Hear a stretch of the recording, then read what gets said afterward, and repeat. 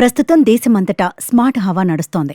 సామాన్యుల్లో smart గ్యాడ్జెట్ల వాడకాన్ని మరింత పెంచేందుకుగాను కేంద్ర ప్రభుత్వం కీలక నిర్ణయం తీసుకుంది. వరుసగా 8వసారి బడ్జెట్ ప్రవేశపెట్టిన ఆర్థిక మంత్రి నిర్మలా సీతారామన్ దేశ ప్రజలకు గుడ్ న్యూస్ చెప్పారు. టెక్నాలజీ రంగం గురించి బడ్జెట్ సమావేశంలో ప్రసంగిస్తూ ఈ ఎలక్ట్రానిక్ వస్తువుల ధరలు భారీగా తగ్గనున్నట్లు ప్రకటించారు. దేశంలో ఇప్పటి వరకు భారీగా ఉన్న ఎలక్ట్రానిక్ వస్తువుల ధరలను అతి చౌకగా అందించబోతున్నట్లు ఆమె వెల్లడించారు. ఇక నుంచి స్మార్ట్ ఫోన్లు, ఎల్ఈడీ, ఎల్సీడీ టీవీలు సరసమైన ధరలకే ప్రజలకు అందుబాటులోకి వస్తాయని ప్రకటించారు. వీటితో పాటు మొబైల్ ఫోన్లలో ఉపయోగించే లిథియం బ్యాటరీలు కూడా చౌక ధరకే లభించబోతున్నాయి. స్థానిక తయారీని ప్రోత్సహిస్తూ దేశ ప్రజల్లో స్మార్ట్ ఉత్పత్తుల వినియోగాన్ని పెంచడమే లక్ష్యంగా కేంద్రం ఈ కీలక నిర్ణయం తీసుకున్నట్టు వెలువరించారు.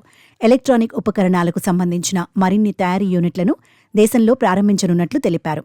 స్మార్ట్ ఫోన్లు, స్మార్ట్ ఎల్ఈడీ టీవీలలో ఉపయోగించే కీలక భాగాలపై దిగుమతి సుంకాలను తగ్గించినట్లు వెల్లడించారు. ఈ వార్త సామాన్య ప్రజలకు ఊరట కలిగించనుంది. ఈ నిర్ణయం దేశీయ ఉత్పత్తిని పెంచి గ్లోబల్ ఎలక్ట్రానిక్స్ తయారీ కేంద్రంగా భారతదేశం స్థానాన్ని బలోపేతం చేయగలదని అంతా భావిస్తున్నారు.